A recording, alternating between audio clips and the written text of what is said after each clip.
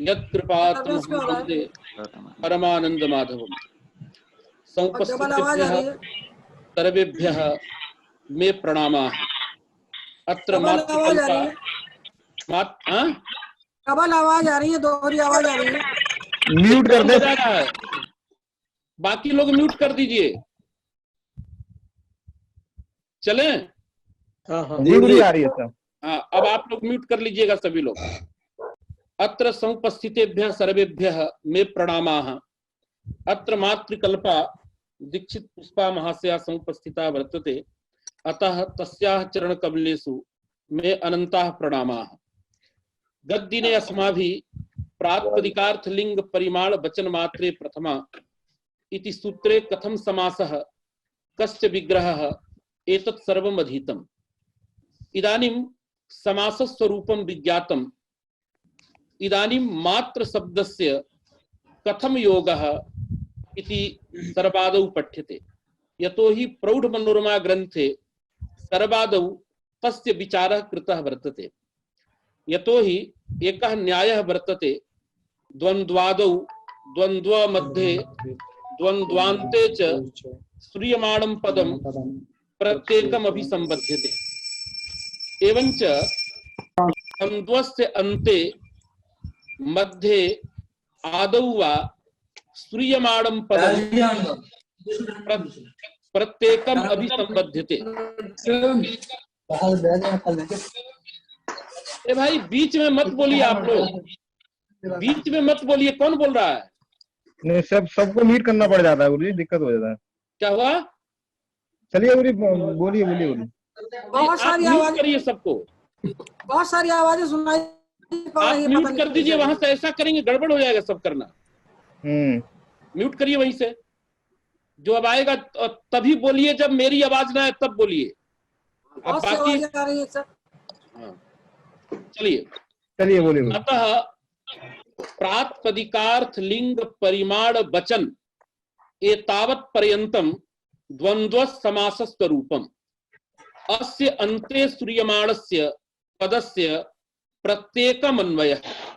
प्रत्येकम् अन्वयः इत्यस्य अभिप्रायः वर्तते, द्वन्द्व घटकानि यावन्ति पदानि सन्ति तैः पदैः साकम् अन्ते श्रूयमाणस्य पदस्य अन्वयः। प्रकृते किं क्रियते?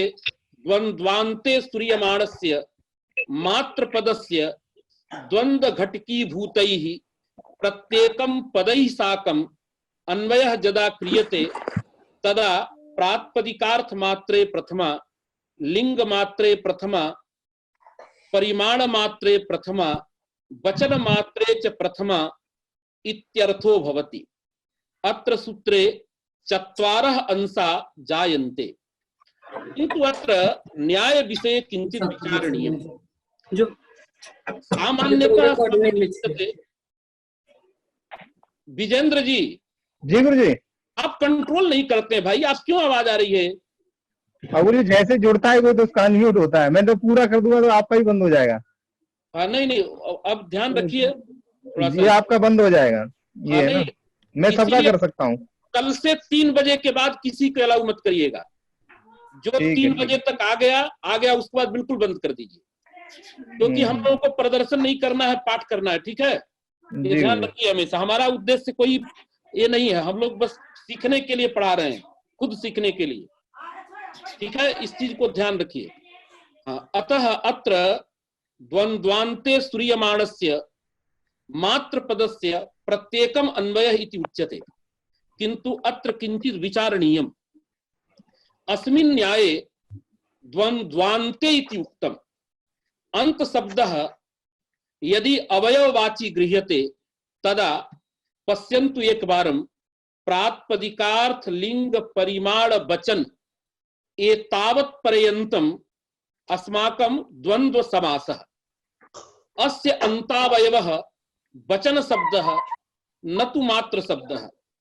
अन्वयस्तावत्तु मात्र शब्दस्य कर्तव्यः अस्ति।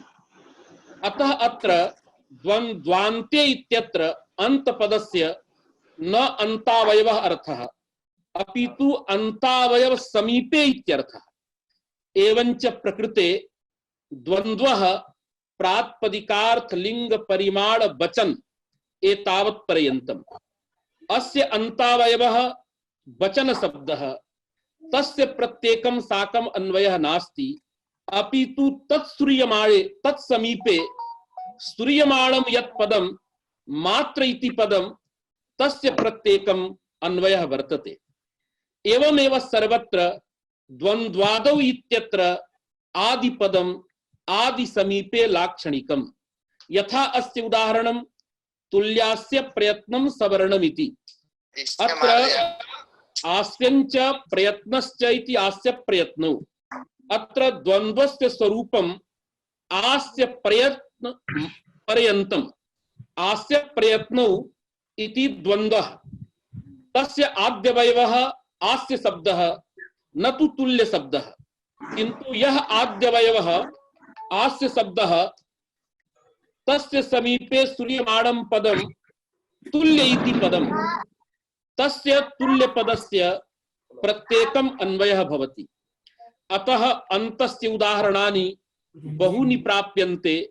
आदेः अपि उदाहरणानि व्याकरणशास्त्रे बहूनि प्राप्यन्ते। यथा तुल्यास्य प्रयत्नं सवर्णम् अधिसिंहस्थासां कर्म इत्यादीनि सर्वाणि आदेः उदाहरणानि सन्ति। मध्यस्य उदाहरणानि तु अल्पानि सन्ति, क्वचित् क्वचित् प्राप्यते। यथा गुरुमुखादस्माभिः श्रुतं वर्तते, एकं भवादि प्रकरणे वार्तिकं पठ्यते अन्तः शब्दस्याङ्की विधिडत्वेषु सर्गत्वं वाच्यम्।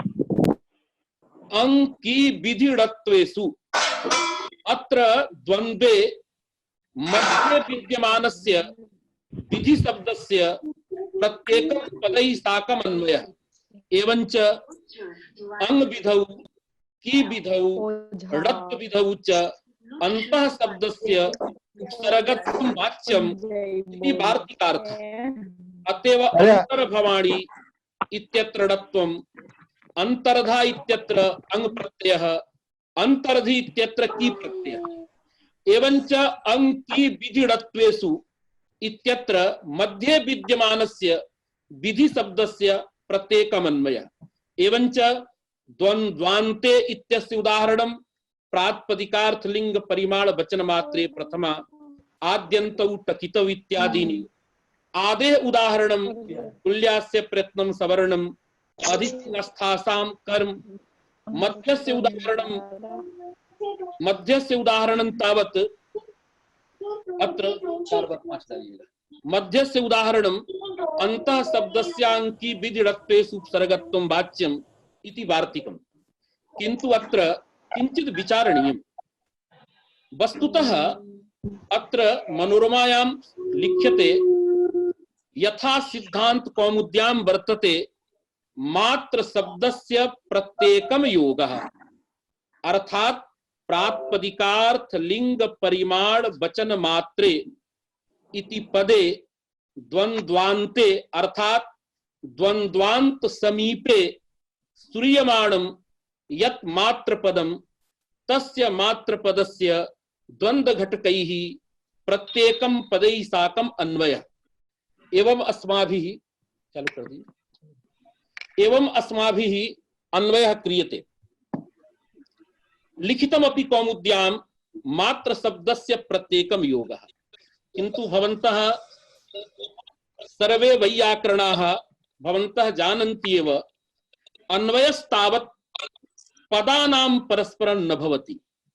अन्वयस्तु अर्थस्य अर्थेन साकं भवति। यथा राज्ञः पुरुषः इत्यत्र एकं पदं राज्ञः इति पदं, द्वितीयं पदं पुरुषः इति पदम्, अनयोः पदयोः परस्परं स्वस्वामी भाव संबंधः नास्ति।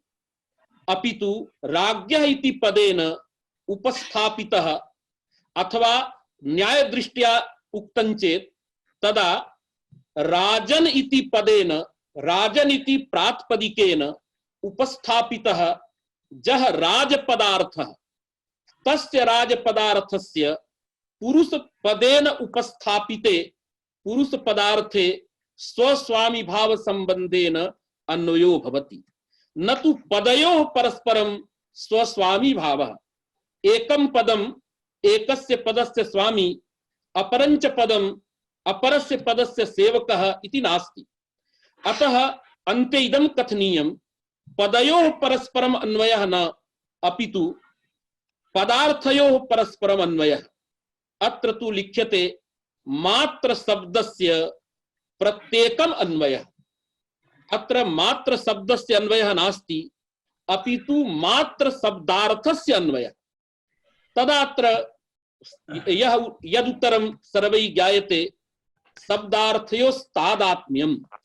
वस्तुतः अत्र अन्वयः पदार्थयोः अस्ति, किंतु यह यह व्यवहारः अर्थे भवति स व्यवहारः पदेपि भवति।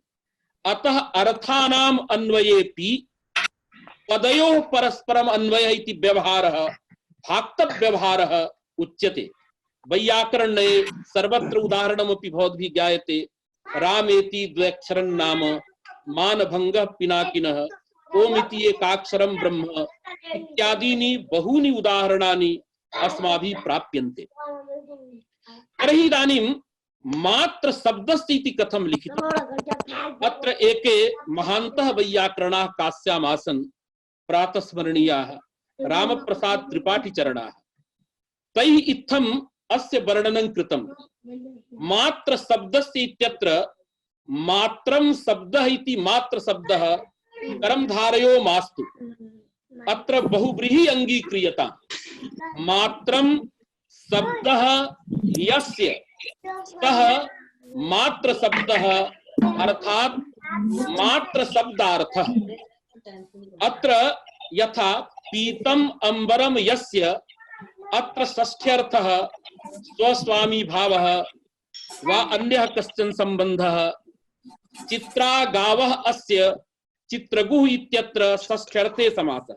षष्ठ्यर्थः स्वस्वामी भावः। तथैव मात्रं शब्दः यस्य इत्यत्र षष्ठ्यर्थः वाच्यवाचक भावः। एवंच मात्र शब्दस्य मात्रा भिन्न शब्द संबंधिनः अर्थस्य प्रत्येकम अन्वयः इति लभ्यते। अतः मात्र शब्दस्य इति कथनेन न हि शब्दस्य शब्देन साकं संबन्धः इति उच्यते, अपितु बहुव्रीहि द्वारा मात्र पदार्थस्य द्वंद्व घटकी भूतैः यैः पदैः ये अर्थाः उपस्थापिताः तैः अर्थैः साकं मात्र पदार्थस्य अन्वयः प्रतिपाद्यते भट्टोजी दीक्षितेन। एवं वर्णनं तैः तस्मिन् काले कृतम् आसीत्। युक्तमपि प्रतिभाति। अथवा मात्र शब्दस्य इत्यत्र कर्मधारयः यदि क्रियते मात्रं शब्दः मात्र शब्दः तस्य अर्थात मात्र शब्दस्य प्रत्येकम् अन्वयः। तत्र मात्र शब्दस्य इत्यत्र तु न्याये तो सुनाई पड़ रहा है, ये बंद हो गया था। 10 मिनट रुक जाइए, लाइट आ जाएगी। हेलो, कौन बोल रहे हैं? सबका म्यूट करवा दीजिए गुरुदेव। कुछ डिस्टर्बेंस आता है। विजेंद्र जी म्यूट करिए अब सबका, किसी को मत जोड़िए। ठीक है, म्यूट कर दिया गुरुजी सबको। हाँ बिल्कुल म्यूट करिए। हाँ, किंतु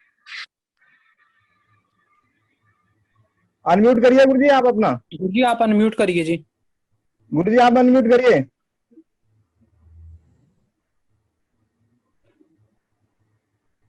गुरुजी आपको अनम्यूट हो गया। हाँ, अनम्यूट करें। अब सही है गुरुजी, चलिए आप बोलिए। अब किसी को मत जोड़िएगा, सबको बंद कर दीजिए और कल से 3 बजे के बाद प्रवेश मत दीजिए बिल्कुल।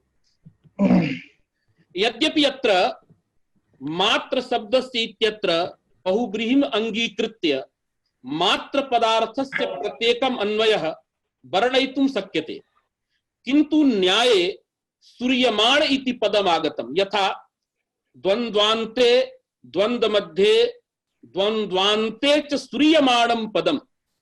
अतः सूर्यमाणं पदम् इति उच्यमाने तु न्याये तत्र पदस्यैव ग्रहणम्, अर्थस्य श्रवणं नास्ति अपितु शब्दस्यैव श्रवणम्।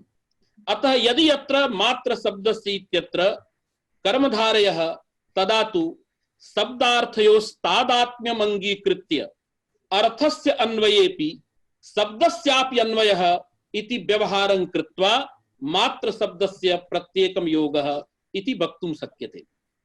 अत्र लक्ष्मी टीकाकाराः सभापति शर्मोपाध्यायाः अन्ये च बहवः टीकाकाराः वदन्ति एतावत् न्यायस्वरूपं मास्तु, केवलं द्वन्द्वान्ते स्तूयमाणं पदं प्रत्येकम् अभिसंबध्यते एतावदेव पर्याप्तम्। अत्र अन्त शब्दः समीपवाची, सामीप्यञ्च द्वेधा दृश्यते, पूर्वकृतं परकृतं च सामीप्यम्। अतः द्वन्द्वस्य समीपे यत् पदम् अर्थात पूर्वत्वे सति सामीप्यं यत्र वर्तते अथवा द्वन्द्वस्य द्वन्द्वापेक्षया परत्वे सति सामीप्यं यत्र वर्तते तस्य पदस्य प्रत्येकम् अन्वयः एवं न्यायस्वरूपम्। उदाहरणं यथा प्रातिपदिकार्थ लिंग परिमाण वचन मात्रे प्रथमा, अत्र द्वन्द्वः प्रातिपदिकार्थ लिंग परिमाण वचन पर्यन्तम्, तत्समीपे सूर्यमाणं पदं मात्रेति पदं तस्य पदस्य द्वन्द्व घटकैः प्रत्येकं पदैः साकम् अन्वयः। एवमेव आस्तुल्यास्य प्रयत्नमित्यत्र आस्य प्रयत्न इति द्वन्द्वः, तत्समीपे सूर्यमाणं पदं तुल्येति पदं तस्य प्रत्येकम् अन्वयः। एवंच न्यायः द्वन्द्वान्ते सूर्यमाणं पदं प्रत्येकम् अभिसंबध्यते एतावदेव अस्तु इति सर्वे टीकाकाराः वदन्ति। यद्यपि तुल्यास्य प्रयत्नं सवर्णं प्रातिपदिकार्थ लिंग परिमाण वचन मात्रे प्रथमा आद्यन्तौ टकितौ अधिसिंहस्थासां कर्म इत्यादिषु स्थलेषु दोषाः न भवन्ति। गुरुजी, हाँ, तो तुल्यास्य प्रयत्नं सवर्ण में तुल्यौ तुल्यं च तुल्यश्च तुल्यौ इति एकशेषः प्रदर्शनीयो वा न वा? इदानीं तत् क्रियतां, तेन क्षतिर् नास्ति, पदं तु तुल्यमेव अस्ति तावदेव। अस्तु, तत्र किं जातम् इत्यस्य अभिप्रायः नास्ति। इदानीं तत्र द्वन्द्वः आस्य प्रयत्न इति, तत्समीपे सूर्यमाणं पदं तुल्य इति पदं, तुल्य पदे एक शेषः अस्ति वा एक शेषः नास्ति, उभयथापि पक्षः, वस्तुतः तत्र एक शेषः नास्ति इत्येव उच्यते। तत्र द्वित्व विशिष्टस्य वाचकः तुल्य शब्दः कथं तुल्यास्य प्रयत्नं सवर्णम् इत्यस्य परिष्कारे सर्वम् उक्तमस्ति शास्त्रार्थ रत्नावल्यां। वस्तुतः एक शेषं विनैव तत्र तुल्य शब्दः प्रवर्तते इति उक्तम्। स विषयः तत्र द्रष्टव्यः। द्वन्द्व समीपे तुल्य इति पदम् अस्ति, तस्य प्रत्येकम् अन्वयः। किन्तु अस्मिन् काले अस्मिन् पक्षे मध्यस्य का गतिः? यदि भवता उच्यते द्वन्द्वान्ते स्तूयमाणं पदं प्रत्येकम् अभिसंबध्यते सामीप्यञ्च पूर्वकृतं परकृतं, तर्हि मध्यस्य का गतिः? तस्य कृते तु कश्चन पन्थाः नैव प्रदर्शितः तैः टीकाकृतिभिः। तेषाम् आचार्य वैथी महोदयानाम् आशयः यदा द्वन्द्वः कृतः आस्यञ्च प्रयत्नश्च आस्य प्रयत्नौ तुल्यौ आस्य प्रयत्नौ इति विशिष्टेन तुल्यशब्दः अन्वयति चेत् पर्याप्तं, प्रत्येकम् अन्वयो नापेक्षते। नहीं, अन्वय पश्चात् तु प्रत्येकम् अन्वयः क्रियते एव। द्वन्द्वे द्वन्द्व समासः विशिष्टे अन्वितश्चेत् अवयवार्थे एकदेशे नान्वीति इति नास्ति खलु। नहीं, अन्ते सर्व विषयः प्रतिपादितः आद्यन्तौ टकितौ इत्यत्र किमस्ति? पूर्वं तु समुदायस्य समुदाय अन्वयः, पश्चात् प्रत्येकान्वयः कथं भवति अयं विषयः अन्यः। इदानीं तत्र अन्वयः कथम् अस्ति इति अग्रे विचारयामः, किन्तु प्रत्येकान्वयः भवति। अन्यथा किं भवेत्? तत्र प्रातिपदिकार्थ लिंग परिमाण वचन समूहे प्रथमा एवमस्ति। किम् अर्थस्तु भवता प्रतिपादनीयः प्रातिपदिकार्थ मात्रे प्रथमा लिंग मात्रे प्रथमा, सब विषयः अन्यः विचार्यते। इदानीं तु भवद्भिः प्रश्नः अन्ते कर्तव्यः, यदा अर्धहोरा भवति तदा मध्ये व्यवधानं भवति यथा आज्ञा। अतः मध्यस्य किम् उदाहरणम् इति चेत् तदा उदाहरणं नास्ति। यतोहि द्वन्द्वान्ते स्तूयमाणं प्रत्येकम् अभिसंबध्यते एतावदेव इदानीं न्यायस्वरूपम्। मया चिन्तितं, यद्यपि टीकायां क्वचित् किमपि न लिखितं, तत्र अन्तः शब्दस्याङ्की विधिडत्वेषु उपसर्गत्वं वाच्यं अत्र मध्यस्य कृते यत्नः नैव कार्यः तत्र समासः एवं क्रियताम् अंच की विधिश्च णत्वञ्च इति अंकी विधिणत्वानि तेषु अंकी विधिणत्वेषु तत्र कर्तव्ये इति पदस्य अध्याहारः एवंच अंगी कर्तव्ये की विधौ कर्तव्ये णत्वे च कर्तव्ये अंतः शब्दस्य उपसर्गत्वं वाच्यम् एतावता एव तत्र अर्थसंगतिः विधि शब्दस्य प्रत्येकम् अन्वयस्य आवश्यकता नास्ति इति मम भाति भवद्भिरपि अत्र किंचित विचारणीयम् यतो हि टीकाकृतिभिः तत्र किमपि नोक्तम् प्रायेण यावत्यः टीका अस्माभिः अवलोकिता तत्र द्वन्द्वान्ते सूर्यमाणं पदम् इति यदा न्यासः तस्मिन् न्यासे मध्यस्य का गतिः इति चिन्ता तैः नैव कृता किंच अन्योपि तत्र क्लेशः विधि शब्दः कथं मध्ये निक्षेपणीयः इयमपि चिन्ता भवति अतः तत्र एवमेव अन्वयः क्रियताम् अंगी कर्तव्ये कि विधौ कर्तव्ये णत्वे च कर्तव्ये अन्तः शब्दस्य उपसर्गत्वं वाच्यम् एवं प्रकारेण अन्वयः क्रियते चेत् तदा मध्यस्य कृते आवश्यकता नास्ति किंतु अत्र द्राविड गुरुचरणाः गीतायां किंचित पद्यं वदन्ति तत्पद्य विषये स्वः चर्चां कुर्मः मध्ये किंचित पदम् आगच्छति अमुं न्यायं विना तस्य पदस्य कथं संगतिः इति स्वः विचारयामः इदानीं तर्हि न्यायस्वरूपं जातं द्वन्द्वान्ते सूर्यमाणं पदं प्रत्येकम् अभिसंबध्यते प्रकृते संघटते कुतः प्रातिपदिकार्थ लिंग परिमाण वचन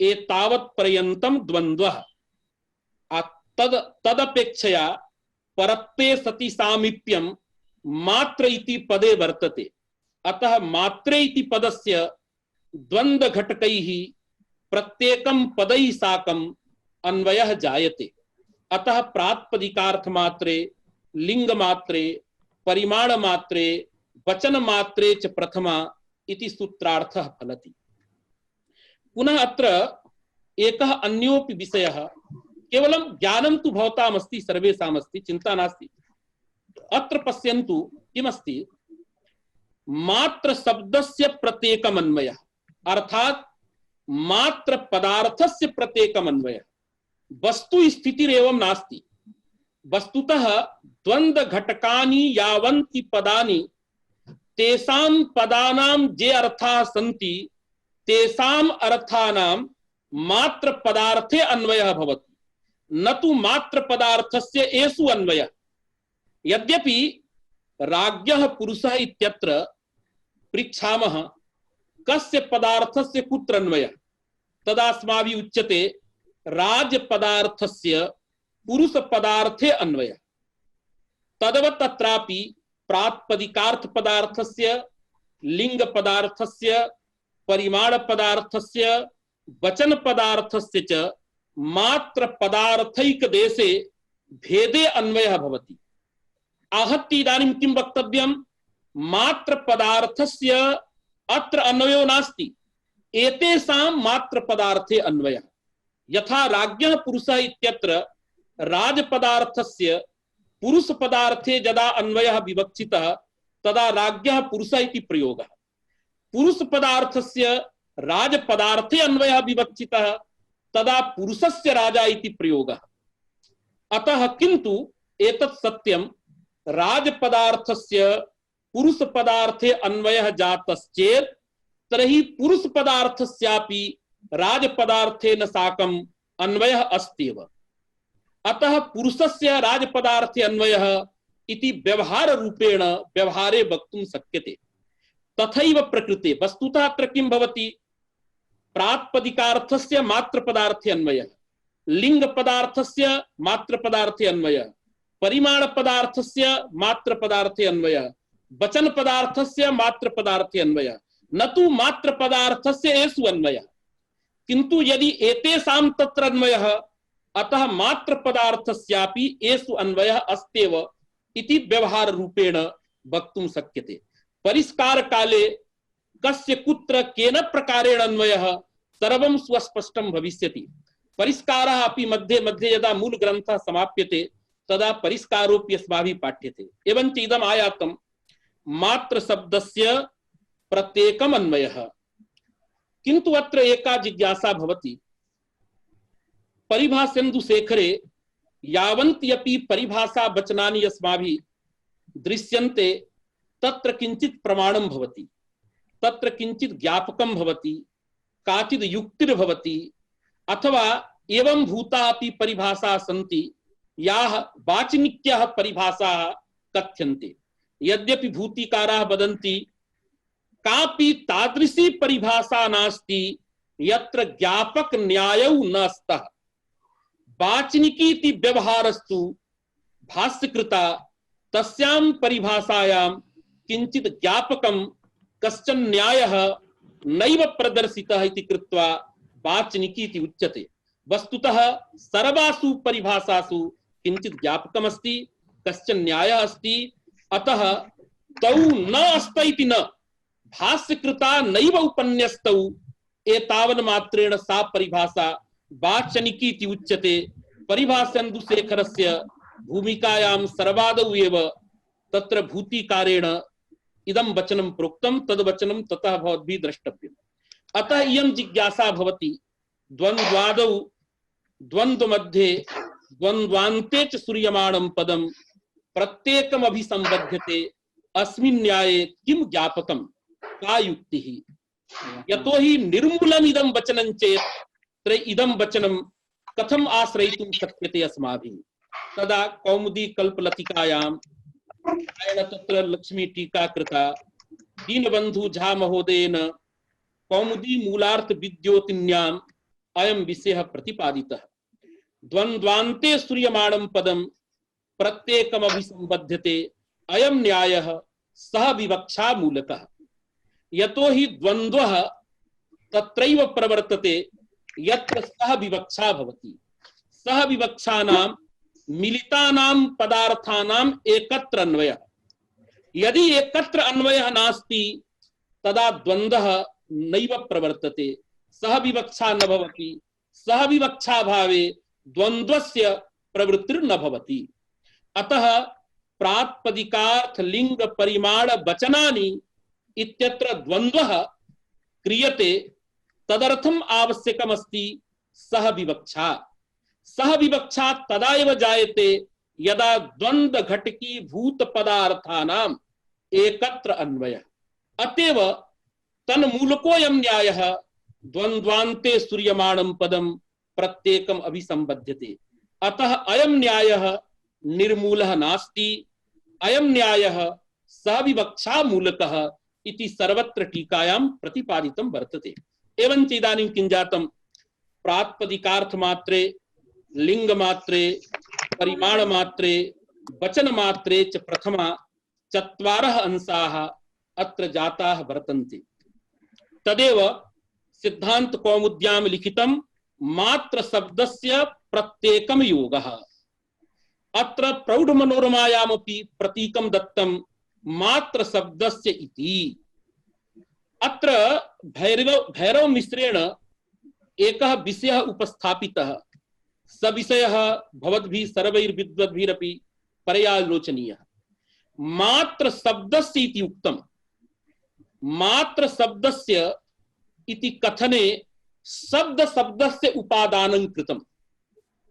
मात्र इत्यस्य प्रत्येकं योगः इति नोक्तं, मात्र शब्दस्य इति उक्तम्। अत्र शब्द शब्दस्य उपादानं किमर्थं? तदा वक्ति भैरव मिश्रः, अत्र शब्द शब्दस्य उपादानेन अत्र मात्रच प्रत्ययस्य ग्रहणं नास्ति, मात्र इति शब्दस्य ग्रहणम् इति बोधनाय शब्द शब्दस्य उपादानम्। अतः शब्द शब्दोपादानेन अत्र सूत्रे मात्रचिति प्रत्ययः न गृह्यते, अपितु मात्रचिति शब्दः। अतः तस्य शब्दस्य प्रत्येकं योगः इति अर्थः जायते। किन्तु अयं विषयः भवद्भिः विचार्य अत्र प्रश्नः कर्तव्यः।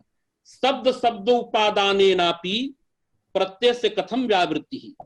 शब्दत्वं तावत् सामान्य धर्मः। शब्दत्वं यथा प्रातिपदिके तिष्ठति तथा प्रत्ययेपि तिष्ठति। अतः शब्द शब्दोपादानेन प्रत्ययस्य व्यावृत्तिः प्रातिपदिकस्य ग्रहणम् इति टीकाकारः प्रतिपादयति। कः आशयः इति भवान् अपि पश्यतु, अहमपि वदामि। इदानीं सर्वविवरणं क्रियते चेत् तदा तत्रैव वयं तिष्ठामः। अतः भवतां कृते अयं प्रश्नः दीयते, एतस्य प्रश्नस्य स्वसमाधानं सर्वे वदन्तु, अहमपि वदामि। अतः अत्र मात्र शब्दस्य प्रत्येकं योगः एवं विवरणं यातम्। अत्र प्रातिपदिकार्थ मात्रे, लिंग मात्रे, परिमाण मात्रे, वचन मात्रे च प्रथमा एवं चत्वारः अंशा अपि निर्मिताः, किन्तु यस्य मात्र शब्दस्य प्रत्येकं योगः, प्रत्येकम् इति पुनः पुनः उच्यते, न तु प्रत्येकैः। प्रत्येकै इति क्लिष्ट कल्पनया भवति, तत्र प्रत्येकम् इति अव्ययीभावः, अतएव प्रत्येकं पदै उच्यते। प्रायेण विद्वद्भिः अस्माभिरपि यदा कदा प्रत्येकस्य भवितुमर्हति, किन्तु तत्र क्लिष्ट कल्पना।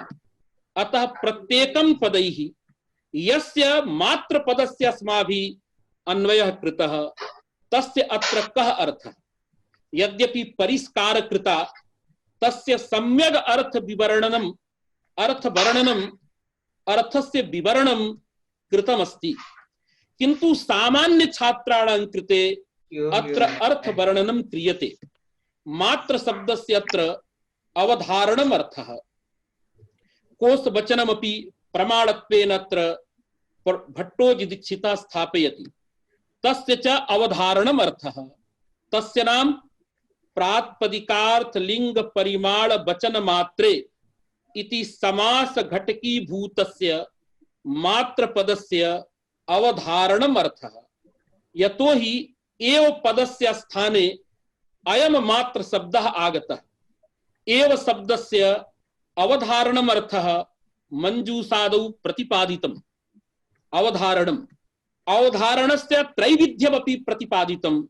अवधारणं त्रिविधम्: अन्योग व्यवच्छेदः, अयोग व्यवच्छेदः, अत्यन्तायोग व्यवच्छेदः। त्रिषु अवधारणेषु अत्र अवधारणम् अन्योग व्यवच्छेदः इति अग्रे अस्माभिः प्रतिपादनं क्रियते। अतः अत्र मात्र शब्दस्य अवधारणम् अर्थः। अवधारणं नाम निश्चयः, अर्थात प्रातिपदिकार्थ मात्रे प्रथमा। प्रातिपदिकार्थ मात्रम यद भवति, प्रातिपदिकार्थ मात्रस्य यदा बोध विवक्षा तदा प्रथमा। प्रातिपदिकार्थातिरिक्तः कश्चनपि अर्थः यदि बोधे प्रविशति तत्र प्रथमा विभक्तिर्न भवति। अतः अवधारणम् अत्र निश्चय विशेषः। अवधारणं निश्चयः। कुतः मात्र शब्दस्य अवधारणम् अर्थ कथं क्रियते?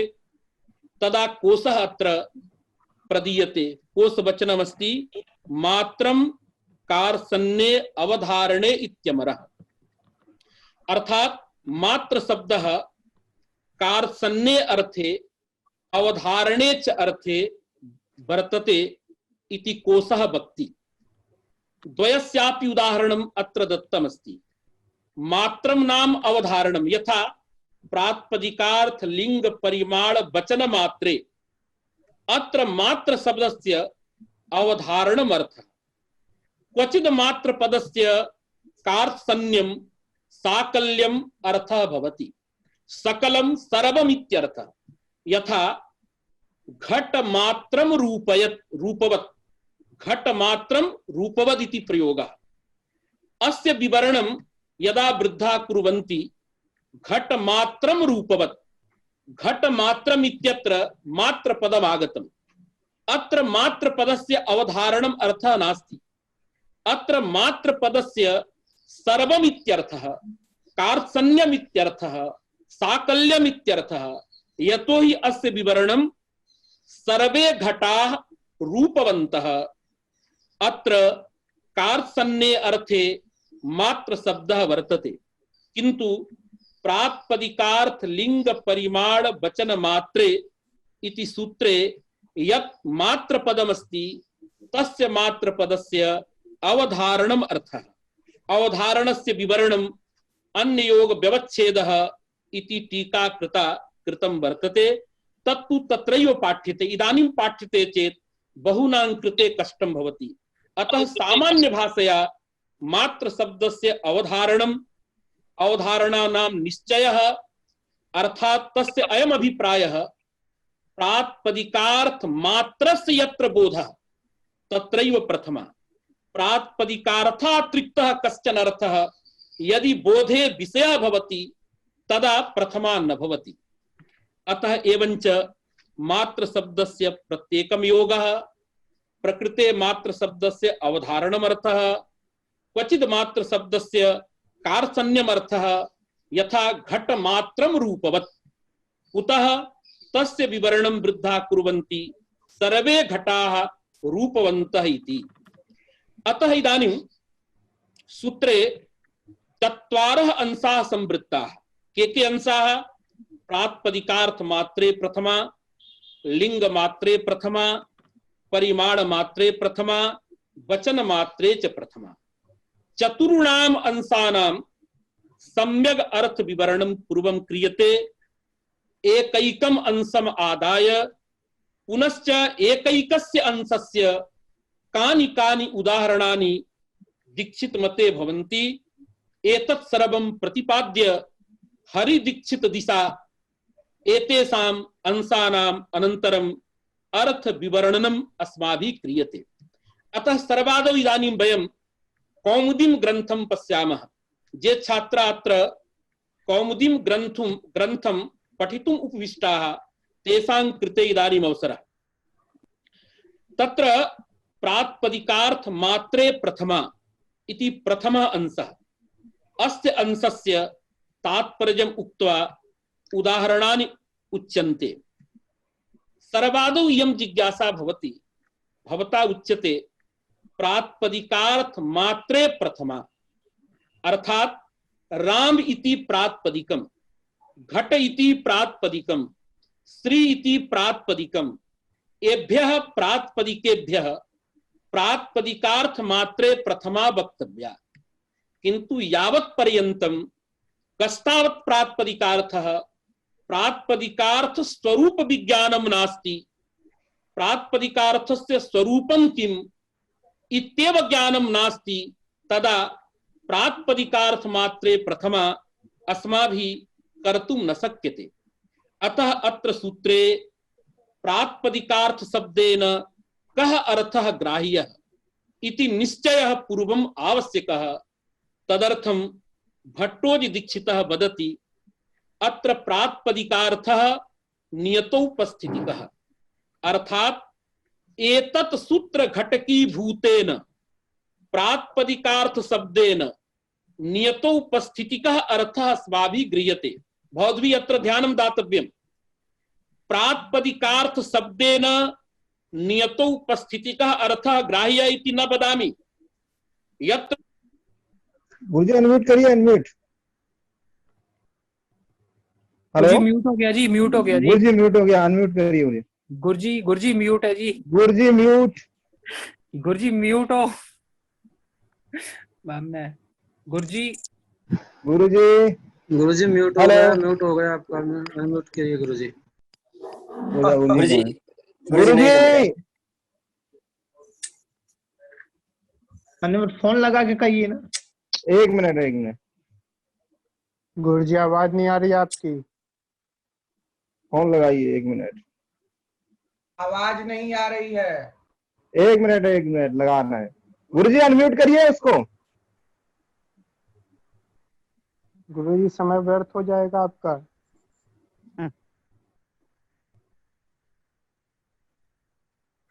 गुरुजी आवाज नहीं आ रही किसी को।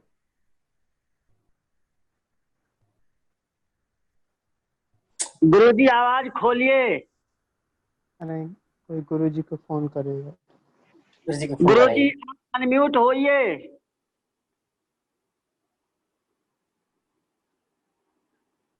गुरुजी आपकी आवाज नहीं आ रही है। हेलो, गुरुजी आ गई। कोई आवाज नहीं आ रही। अब आ रही है जी। अनम्यूट करिए गुरुजी। हाँ चलिए। हाँ, सुनाई दे रहा है इस समय। गुरुजी शुरू से शुरू होना है जी। दूसरे ना बोले, सब लोग म्यूट कर, म्यूट करके रखे हैं, नहीं तो दिक्कत होता है बीच बीच में। चलिए गुरुजी कोई नहीं, 2 मिनट पहले हुआ। अब सुनाई देगा, इसको यहाँ रखते हैं। हाँ हाँ चलिए भाई। श्रूयते इदानीं श्रूयते? हेलो श्रूयते सर्वैः? श्रूयते? श्रूयते। हाँ तर्हि अत्र प्रातिपदिकार्थ शब्देन नियतोपस्थितिकः अर्थः गृह्यते इति दीक्षितेन प्रोक्तम्। तत्र जिज्ञासा भवति भो प्रातिपदिकार्थ शब्देन कथम अत्र सूत्रे नियतोपस्थितिकः अर्थः गृह्यते, ताम जिज्ञासां समयितुम् इदानीम् अहम् इदानीं प्रयत्नं करोमि। किमस्ति प्रातिपदिकार्थ शब्दस्य व्युत्पत्तिः गतदिने अस्माभिः प्रतिपादिता। प्रातिपदिकस्य अर्थः प्रातिपदिकार्थः। तत्र प्रातिपदिकस्य अर्थः अत्र न्यायदृष्ट्या त्रीणि पदानि सन्ति। प्रातिपदिकार्थः प्रातिपदिकार्थ इति एकं पदं, ङस् इति द्वितीयं पदं, अर्थ इति तृतीयं पदं। तत्र अर्थ शब्दः अभिधेयपरः। अभिधेयः नाम तत्र अभिधा विषयः, शक्ति विषयः, षष्ठ्यर्थः वृत्तित्वम्। प्रातिपदिकार्थ पदार्थस्य अत्र प्रातिपदिक पदस्य प्रातिपदिकस्य अर्थः इत्यत्र त्रीणि पदानि, प्रातिपदिकमिति, ङस् इति, अर्थ इति। तत्र अर्थ शब्दस्य अभिधेयः अर्थः। अभिधेयः नाम अभिधा विषयः, शक्ति विषयः। ङस् प्रत्ययस्य वृत्तित्वम् अर्थः। प्रातिपदिक शब्दस्य रामादि शब्द स्वरूपम् इति भवता ज्ञायते एव। इदानीं प्रातिपदिकस्य निरूपितत्व संबंधेन षष्ठ्यर्थ वृत्तितायाम् अन्वयः। षष्ठ्यर्थ वृत्तितायाः स्वरूप संबंधेन अर्थ पदार्थैक देशे अभिधायां शक्तौ अन्वयः। एवंच प्रातिपदिकार्थ शब्द व्युत्पत्त्या अयम् अर्थः लभ्यते। प्रातिपदिक निष्ठ शक्ति विषयः अर्थः प्रातिपदिकार्थः। अर्थात प्रातिपदिक निरूपित वृत्तिता विशिष्टा या अभिधा, तस्या अभिधायाः यः यः विषयः अर्थः सर्वोऽपि अर्थः प्रातिपदिकार्थः। सामान्य भाषया इदं वक्तुं शक्यते प्रातिपदिके काचित् शक्तिः तिष्ठति। यथा घट इति प्रातिपदिकम्। अस्मिन् घट प्रातिपदिके एका शक्तिः वर्तते। तस्याः शक्तेः विषयः ये अर्थाः सन्ति ते सर्वेऽपि अर्थाः प्रातिपदिकार्थ पदेन ग्राह्याः। व्युत्पत्त्या इदं लभ्यते। तत्र जिज्ञासा भवति प्रातिपदिक निष्ठ शक्ति विषयी भूताः अर्थाः के इति जिज्ञासायाम् उच्यते। एका कारिकापि व्याकरण संप्रदाये अत्यन्तं प्रसिद्धा अस्माभिः श्रूयते। स्वार्थो द्रव्यञ्च लिङ्गञ्च संख्याकारकमेव च अमी पंचैव नामार्थाः त्रयः केषाञ्चिदग्रिमा। इयं कारिका कुत्र ग्रन्थे वर्तते संदर्भः क्वापि नैव प्राप्यते, किन्तु प्रायेण सर्वासु प्रसिद्धासु टीकासु प्रातिपदिकार्थ निरूपणावसरे इयं कारिका सर्वैः टीकाकृतभिः समुपस्थाप्यते। अस्तु, यत्र कुत्रापि इयं कारिका भवेत्, इयं कारिका अत्र उपयोगाय भवति। अनया कारिकया पंच अर्थाः प्रातिपदिकस्य प्रतिपादिताः सन्ति। ते च अर्थाः स्वार्थः। स्वार्थः नाम क्वचित् जातिः इति उक्तम्। वस्तुतः स्वार्थ पदेन न केवलं जातिः, अथवा यत्र जाति इति उच्यते तत्र न केवलं जातिः ग्राह्या, अपितु शब्दस्य प्रवृत्ति निमित्तम्। प्रवृत्ति निमित्तम् अत्र स्वार्थ पदेन उच्यते। यथा घट शब्दस्य प्रवृत्ति निमित्तं घटत्वम्, पट शब्दस्य प्रवृत्ति निमित्तं पटत्वम्, पाचक शब्दस्य प्रवृत्ति निमित्तं पाकक्रिया पाचकत्वम्, अतः स्वार्थ पदेन न केवलं जाति विवक्षिता अपितु स्वार्थ पदेन प्रवृत्ति निमित्तं ग्राह्यं तच्च प्रवृत्ति निमित्तं क्वचित् जाति क्वचित् अखंडोपाधि क्वचित् क्रिया क्वचित् गुणः क्वचित् संबंधः क्वचित् इच्छा एव अयं विषयः महाभाष्यस्य द्वितीये आहनिके तत्र कैयटे तत्र उद्योते निरूपितः वर्तते ततः एव अवगन्तव्यं प्रकृते स्वार्थ पदेन शब्दस्य प्रवृत्ति निमित्तं पुनः द्रव्यं द्रव्यं नाम व्यक्तिः लिंगम स्त्रीत्वं पुंस्त्वं नपुंसकत्वं संख्या एकत्वं द्वित्वं बहुत्वं त्रित्वं कारकं तत्र कर्ता कर्म करणं संप्रदानम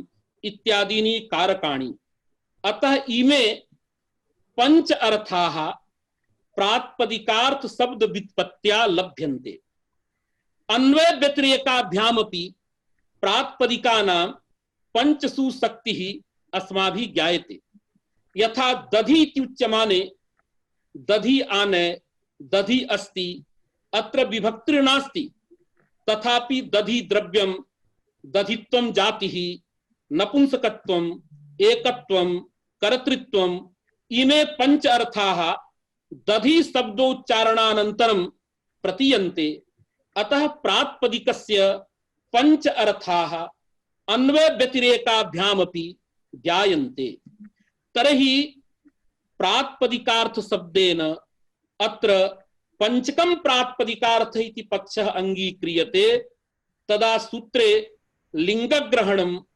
वचनग्रहणं च व्यर्थं भवति कुतः प्रातिपदिकार्थ मात्रे प्रथमा इत्युच्यमाने प्रातिपदिकार्थे जातेरपि ग्रहणं व्यक्तेरपि ग्रहणं तथैव लिंगस्यापि ग्रहणं तथैव संख्यायाः अपि ग्रहणं भवति यथा ब्राह्मणान् भोजय इति कथनानन्तरं मिश्रान् भोजय इति कथनस्य आवश्यकता नास्ति ब्राह्मणे एव सर्वे मिश्रादयः विशेषाः अन्तर्भूताः भवन्ति अतः पृथक् कथनस्य आवश्यकता न भवति तथैव प्रातिपदिकार्थे यदि लिंगस्यापि ग्रहणं संख्यायाः अपि ग्रहणं तर्हि पृथक् लिंगग्रहणं वचनग्रहणं व्यर्थं भवति पश्यत्वपि प्रकृतसूत्रे प्रातिपदिकार्थ जाति व्यक्ति लिंग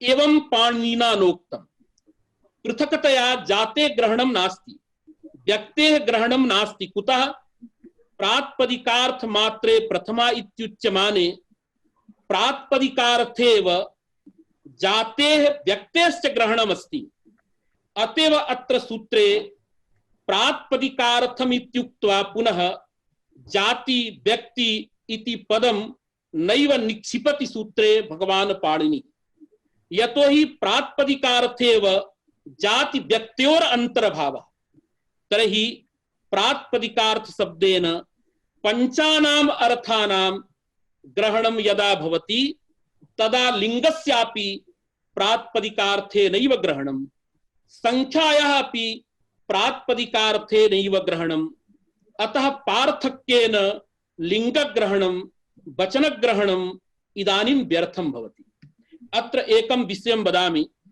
सर्वत्र टीकासु इदमेव प्रायेण लिख्यते लिंगग्रहणं व्यर्थं यदि पंचकं प्रातिपदिकार्थः आश्रियते अत्र त्रिकं प्रातिपदिकार्थः चतुष्कं प्रातिपदिकार्थः पंचकं वा प्रातिपदिकार्थः त्रिषु पक्षेषु लिंगग्रहणस्य वैयर्थ्यम् अस्ति किन्तु चतुष्कं प्रातिपदिकार्थः पंचकं वा प्रातिपदिकार्थः इति गृह्यते तदा लिंगग्रहणस्य यथा वैयर्थ्यं तथैव वचनग्रहणस्यापि वैयर्थ्यं किन्तु वचनग्रहणस्य वैयर्थ्यं प्रायेण टीकायां न प्रतिपाद्यते किं कारणं वस्तुतः वचनग्रहणं तु व्यर्थं किन्तु वचनग्रहणं व्यर्थं सत् अन्यत् किञ्चित् बोधयति इह उक्तार्थानाम् अप्रयोगः इति न्यायस्य अनित्यत्वम् अतएव एतस्मिन् संदर्भे प्रायेण वचनग्रहणस्य चर्चा न क्रियते अतः इदं तु सत्यं प्रातिपदिकार्थ शब्देन त्रिकं चतुष्कं पंचकम वा प्रातिपदिकार्थ यदा गृह्यते तदा सूत्रे लिंगग्रहणं व्यर्थं भवति। अतः लिंगग्रहण सामर्थ्यात् लिंगग्रहण सार्थक्याय काचित् कल्पना कर्तव्या। कासा कल्पना? तदा उच्यते भट्टोजी दीक्षितेन प्रातिपदिकार्थ शब्देन नियतो उपस्थितिकः प्रातिपदिकार्थः ग्राह्य। अर्थात सूत्रे लिंगग्रहण सामर्थ्यात् योग बलेन यस्तावत् अर्थः लभ्यते तादृशः प्रातिपदिकार्थः नैव गृह्यते, अपितु कश्चन पारिभाषिकः प्रातिपदिकार्थः ग्राह्य, विशेषः प्रातिपदिकार्थः ग्राह्य। सच प्रातिपदिकार्थः कः इति जिज्ञासायाम् आह भट्टोजी दीक्षितः नियतोपस्थितिकः प्रातिपदिकार्थः।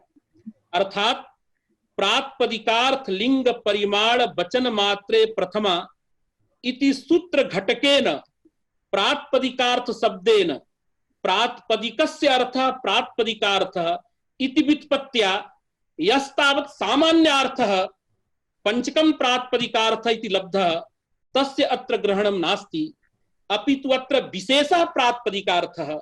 सच विशेषः प्रातिपदिकार्थः कः? तस्य किं स्वरूपं? तदा उच्यते नियतोपस्थितिकः प्रातिपदिकार्थः। अत्र एका भ्रान्तिः छात्रेषु जायते। अहं भ्रान्तिमेव मन्ये। काश्यां यदा अहं छात्रम् आसम् तस्मिन् काले वयं सर्वत्र पृच्छामः, भो ज्ञापकं तदेव वरं यस्य स्वांसे चारितार्थ्यं वचन सिद्धिः फलम् अन्यत्र। तत्र तृतीयम् अपेक्षितं भवति ज्ञापके। यथा बाह उठ इति सूत्रे उठ ग्रहणं ज्ञापकम् अस्ति। असिद्धं बहिरंगे असिद्धम् अंतरंगे बहिरंगम इति परिभाषायाः। एवमेव बहुत्र ज्ञापकानि सन्ति। यैस्तावत् ज्ञापकैः तानि तानि वचनानि ज्ञाप्यन्ते। यथा साधक तमम करणम्, अत्र तमप ग्रहणं व्यर्थं सद ज्ञापकम्। अस्मिन् कारकाधिकारे शब्द सामर्थ्य गम्यः प्रकर्षो नाश्रियते इदं वचनं तस्य स्वांसे चारितार्थ्यं फलं गंगायां घोषः। अतः प्रकृते छात्राः किं वदन्ति? प्रातिपदिकार्थ लिंग परिमाण वचन मात्रे प्रथमा इति सूत्रे लिंग ग्रहणं व्यर्थं सद ज्ञापयति। किं ज्ञापयति? अत्र सूत्रे नियतोपस्थितिकः अर्थः प्रातिपदिकार्थ इति गृह्यते। इदं वचनम्, अतः तस्य फलं किम्? एतत् सर्वं वक्तव्यम्। वस्तुतः अहं तथा न पश्यामि। अत्र किमस्ति? प्रातिपदिकार्थ शब्दस्य लक्षणा अस्ति। सामान्यार्थ बोधकं यत् प्रातिपदिकार्थ पदं तत् प्रातिपदिकार्थ पदं स्वीयं सामान्यम अर्थं विहाय नियतोपस्थितिकार्थे इदानीं लाक्षणिकम्। अर्थात प्रातिपदिकार्थ शब्दः विशेषम अर्थं बोधयितुं यदा प्रवृत्तं तदा लक्षणया एव प्रवर्तते। तत्र लक्षणायां तात्पर्य ग्राहकं किंचिद अपेक्षते। तत् तात्पर्य ग्राहकं लिंग ग्रहणम्। अर्थात भगवान पाणिनिः अत्र सूत्रे प्रातिपदिकार्थ शब्देन सामान्यं प्रातिपदिकार्थं नैव इच्छति, अपितु प्रातिपदिकार्थ शब्दस्य कुत्र तात्पर्यं? नियतोपस्थितिकार्थे। तत्र तात्पर्य ग्राहकं किं? सूत्रस्थं लिंगग्रहणम् इति अहं विभावयामि। अतः तादृशमत्र वचनम् अन्यत्र फलम् इत्यादिकं नैव अन्वेष्टव्यम्। अत्र प्रातिपदिकार्थ शब्देन नियतोपस्थितिकः अर्थः गृह्यते। तत्र तात्पर्ये प्रमाणं लिंगग्रहणम्। अस्तु, भवतापि इदं व्याख्यानं श्रोतव्यं, तत्र मन्तव्यं। यदि कश्चन विशेषः अस्ति स विशेषः अत्र अवश्यं भवतापि स विशेषः उपस्थापनीयः। भवतां समेषां कृते प्रायेण कश्चन अवसरः अस्माभिः दीयते। एवञ्च किं जातं? सूत्रे लिंगग्रहण सामर्थ्यात् अत्र प्रातिपदिकार्थ शब्देन नियतोपस्थितिकः अर्थः गृहीतः। तर्हि किं जातम् इदानीं? लिंगग्रहणस्य सार्थक्यम्। पूर्वम् अत्र पुनः पुनः अहं वदामि, अस्य सूत्रस्य व्युत्पत्ति दृष्ट्या महान् लाभः।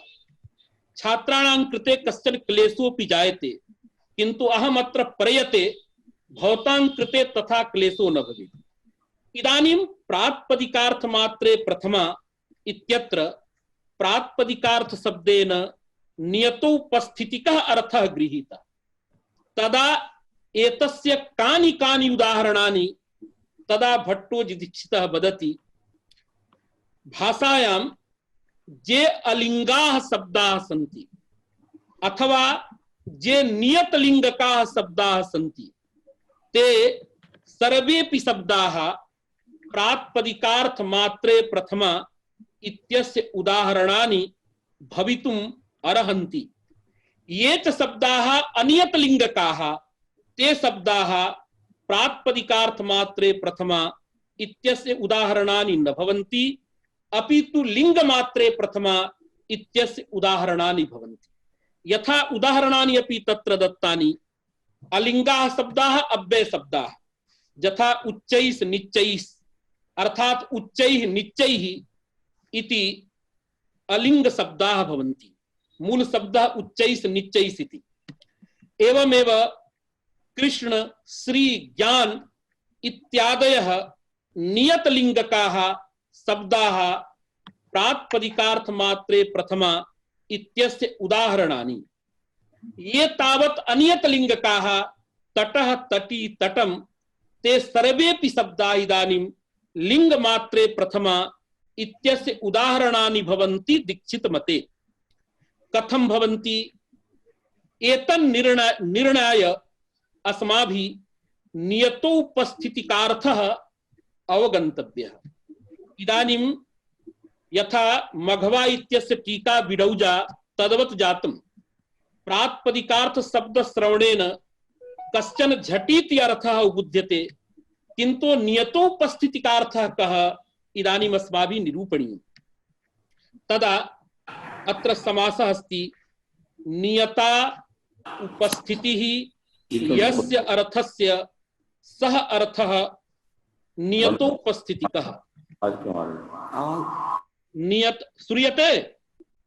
श्रूयते गुरुदेव। हाँ, नियता उपस्थितिः यस्य सः नियतोपस्थितिकः। अत्र पदद्वयं वर्तते। नियता इति पदम्, उपस्थिति इति पदम्, उभयोः पदयोः अत्र बहुव्रीहि समासः।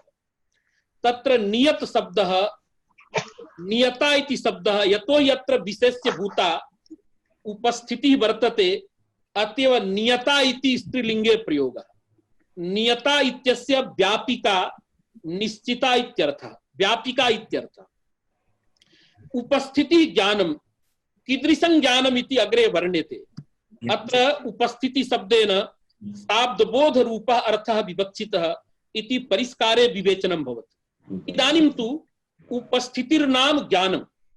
यद्यपि न्यायशास्त्रे उपस्थिति शब्देन पदार्थ स्मरणं गृहीतम्, किन्तु अत्र पंक्तौ उपस्थिति शब्दस्य पदार्थ स्मरणं नास्ति अर्थः, अपितु पदार्थोपस्थितेः अनन्तरं यस्तावत् बोधः उत्पद्यते सैव बोधः अत्र उपस्थिति पदेन गृह्यते, किन्तु स विषयः इदानीं न निरूप्यते। छात्राणां कृते क्लेशः भवति। यदा परिष्कारः वर्ण्यते तस्मिन् काले वयं वर्णयामः। इदानीम् उपस्थिति शब्दस्य ज्ञानम् अर्थः इति उच्यते। उपस्थितिस्तावत् ज्ञानं। नियता इति शब्दस्य व्यापिका। यस्य इत्यत्र पदद्वयम्, ङस् इति षष्ठी, अयत् इति सर्वनाम पदम्। यत् पदेन अर्थः विवक्षितः, षष्ठ्यर्थः संबंधः। एवंच नियता उपस्थितिर्यस्य इति विग्रह वाक्यम्, अनियतो उपस्थितिकः इति समास स्वरूपम्। विग्रह वाक्यात् कः अर्थः, समासेन च कः अर्थः उपुज्यते इति इदानीम् अवगन्तव्यम्। विग्रहेण एवं प्रतीयते यदर्थ संबंधी उपस्थितिः व्यापिका, सः नियतोपस्थितिकः। अवगतम्? यस्य अर्थस्य उपस्थितिः व्यापिका भवति, यस्य अर्थस्य उपस्थिति ज्ञानम व्यापकम भवति, स अर्थः नियतोपस्थितिकः। यथा राम इति पदमस्ति, राम पद श्रवणानन्तरं श्रोतुः आत्मनि तत्र रामस्य रामत्वस्य पुंस्त्वस्य एतेषां त्रयाणाम् उपस्थितिः ज्ञानं नियमेन जायते। यत्र यत्र रामिति प्रातिपदिकम् अस्माभिः श्रूयते तत्र तत्र नियमेन रामस्य रामत्वस्य पुंस्त्वस्य एतत् तृतीयस्य उपस्थितिः ज्ञानं नियमेन भवति। अतः राम प्रातिपदिकापेक्षया राम रामत्व पुंस्त्वानां या उपस्थितिः यज ज्ञानं तज ज्ञानं व्यापकम्। अतः इमे त्रयः अर्थाः राम प्रातिपदिकस्य नियतोपस्थितिकार्थाः। अतः इदानीं किम् आयातं, राम प्रातिपदिकस्य द्वेधा अर्थाः सन्ति। केचन अर्थाः नियतोपस्थितिकाः, केचन च अर्थाः अनियतोपस्थितिकाः। यथा राम प्रातिपदिकस्यैव कारकमपि अर्थः, कर्ता कर्म करणं संप्रदान अपादानम् इमानि कारकाणि अपि राम प्रातिपदिकस्यैव अर्थाः सन्ति। किन्तु रामः अस्ति यदा उच्यते तदा रामः रामत्वं पुंस्त्वम् एतत्त्रयं प्रतीयते। किन्तु रामम् आने इति उच्यमाने रामः प्रतीयते, रामत्वं प्रतीयते, पुंस्त्वं प्रतीयते, किन्तु कर्मापि अर्थः प्रतीयते। तथैव रामेण इति उच्यमाने रामः प्रतीयते, रामत्वं प्रतीयते, पुंस्त्वं प्रतीयते, किन्तु इदानीं कर्मरूपः अर्थः नैव प्रतीयते, कर्तृरूपः अर्थः प्रतीयते। अतः कर्मादयः अर्थाः राम प्रातिपदिकस्य सन्ति, किन्तु ते अर्थाः अनियतोपस्थितिकाः। तेषां कर्मादीनां राम प्रातिपदिकेन सर्वत्र ज्ञानं न भवति, क्वचित् ज्ञानं भवति, क्वचित् ज्ञानं न भवति।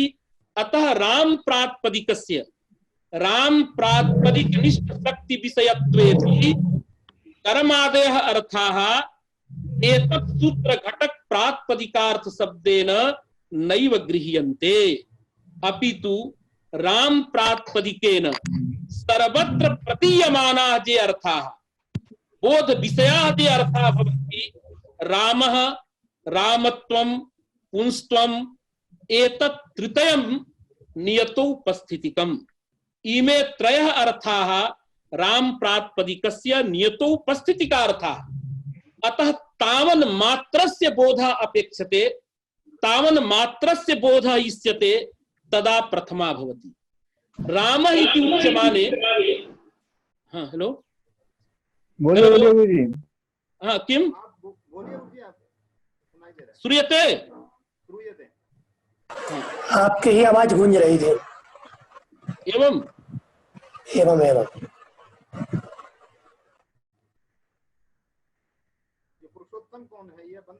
हाँ इदानीं साधु अस्ति।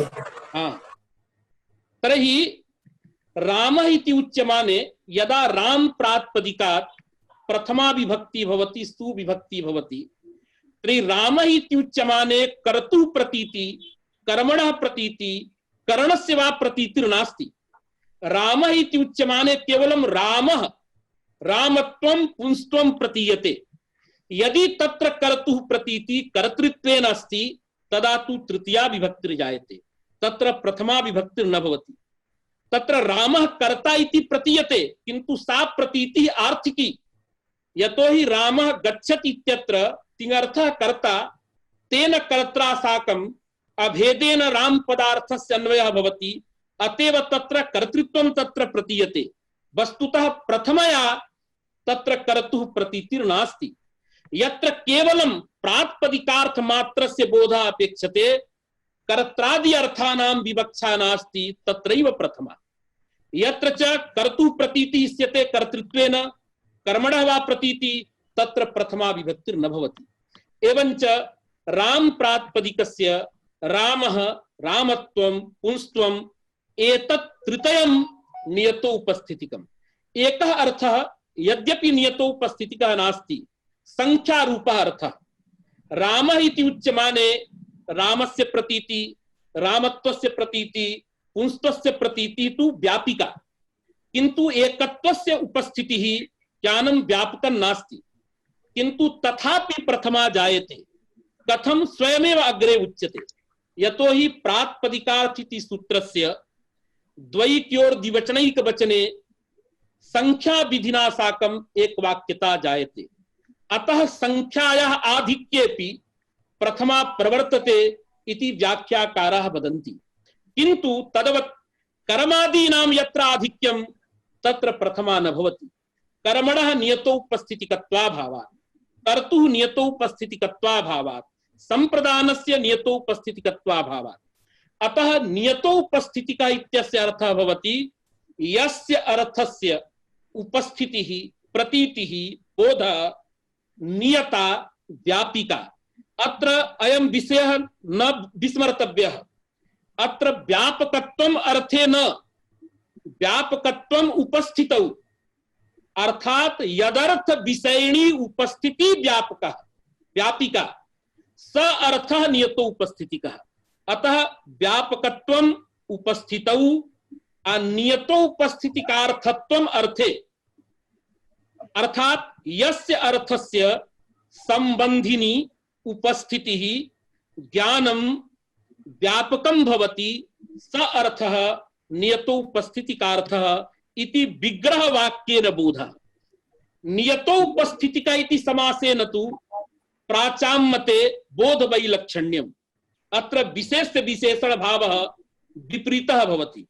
समास वाक्याद् बोधस्तु व्यापका भिन्न उपस्थिति विषयः अर्थः नियतो उपस्थितिकः। अर्थात व्यापिका या उपस्थितिः तद विषयीभूतः अर्थः नियतो उपस्थितिकः। अतः विशेष विशेषण भावस्य वैपरीत्यं प्राचाम्मते भवति बहुव्रीहि स्थले। अयमपि विषयः शेखरे तत्र महता समारंभेण प्रपंचितः। तत्र वृत्ति विग्रहयोः यद्यपि समानार्थकत्वं किन्तु विशेष विशेषण भाव व्यत्यासेनापि वृत्तिर्भवति इति प्राचाम्मतम्।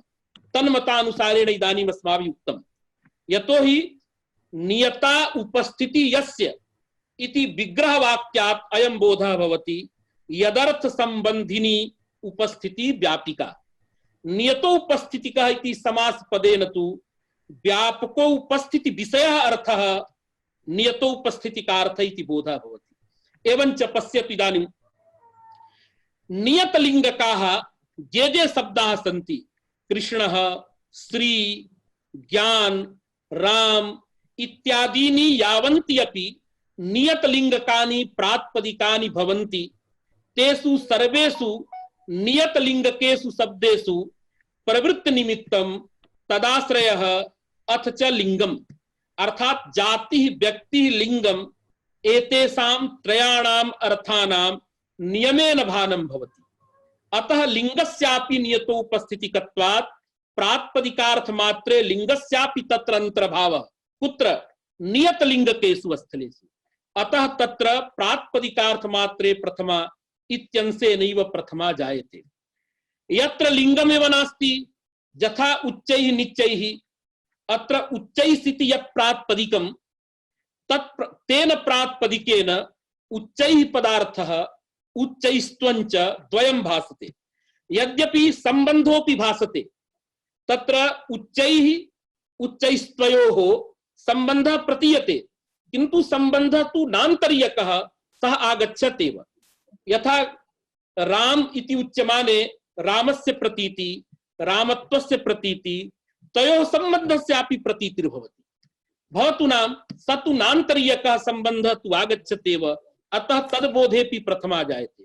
अतः अत्र उच्चै इति कथ्यमाने उच्चै उच्चैस्त्वं द्वयस्य प्रतीतिः, द्वयमपि नियतो उपस्थितिकम् तत्र अतिरिक्तः कश्चन अर्थः नास्ति सर्वत्र द्वयस्य बोधः अतः तन्मात्र बोधाय प्रातिपदिकार्थ मात्रे प्रथमा इत्यंशेन तत्र प्रथमा विभक्ति जायते एवंच उच्चैः निच्चैः अलिंगाः शब्दाः प्रातिपदिकार्थ मात्रे प्रथमा इत्यस्य उदाहरणानि भवन्ति नियतलिंगकाः ये शब्दाः सन्ति कृष्णः श्रीः ज्ञानम् अत्र लिंगस्यापि नियतो उपस्थितिकत्वात् तत्र जातिः व्यक्ति लिंगम त्रयः अर्थाः नियतो उपस्थितिकाः तावन मात्रस्य बोधः इष्यते अतः तन्मात्र बोधाय अत्रापि प्रथमा जायते किंतु अनियतलिंगकाः तटादयः ये शब्दाः सन्ति यथा तटः तटी तटम तत्र तट प्रातिपदिक श्रवणानन्तरं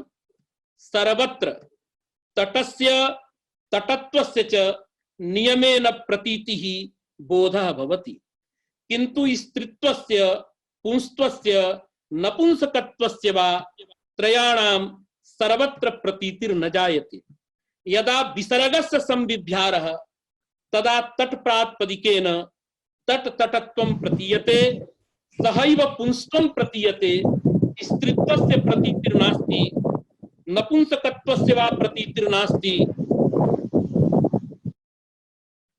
नपुंसकत्वस्य वा प्रतीतिर्नास्ति एवमेव तटीति यदा उच्यते निस संविभ्यारः तदापि तटस्य तटत्वस्य च प्रतीतिः किंतु अथ च स्त्रीत्वस्य प्रतीतिः किंतु पुंस्त्वस्य नपुंसकत्वस्य प्रतीतिर्नास्ति तटमिति उच्यमाने यदा अम इत्यस्य संविभ्यारः तदा नपुंसकत्वस्य प्रतीतिः स्त्रीत्व पुंस्त्वयोर प्रतीतिर्नास्ति अतः अत्र तट प्रातिपदिकेन किमपि लिंगम नियमेन न प्रतीयते अतः लिंगम न नियतो उपस्थितिकम् अतः लिंगाधिक्ये प्रथमा विधानाय सूत्रे लिंग ग्रहणं सार्थकम् यतोहि तटः तटत्वम् एतद्द्वयं नियतो उपस्थितिकम् अतः द्वौ तट प्रातिपदिकस्य प्रातिपदिकार्थौ भवतः किंतु सूत्रे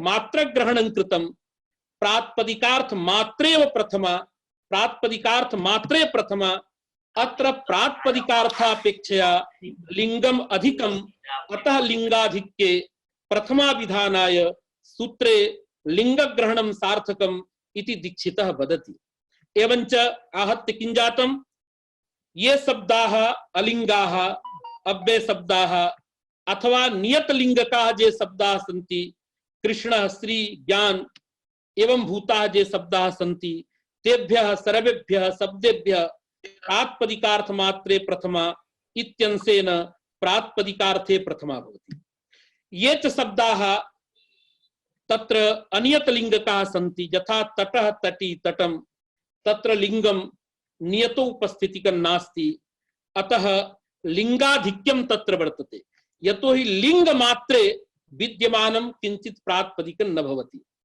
लिंग मात्रे वर्तमानं प्रातिपदिकं स्त्री पुं नपुंसक नपुंसक प्रातिपदिकानि तत्र तु प्रातिपदिकार्थ मात्रे इत्यंशेन प्रथमा अतः लिंग मात्रे अन्यत् किंचित प्रातिपदिकं विद्यमानं नास्ति प्रातिपदिकार्थः सर्वत्र भवत्येव अतः लिंग मात्रे इत्यत्र मात्र पदेन प्रातिपदिकार्थेतरस्य व्यावृत्तिः न तु प्रातिपदिकार्थस्य व्यावृत्तिः अतः लिंग मात्रे इत्यस्य अर्थः भवति प्रातिपदिकार्थापेक्षया यत्र लिंग मात्रम अधिकं भासते ततः अपि प्रथमा यथा तटः तटी तटम तटः इत्यत्र प्रातिपदिकार्थः अर्थात नियतो उपस्थितिकार्थः तटः तटत्वम् एतद्द्वयम् तदतिरिक्तं वर्तते लिंगम पुंस्त्वम् अतः लिंग मात्रस्य आधिक्यं वर्तते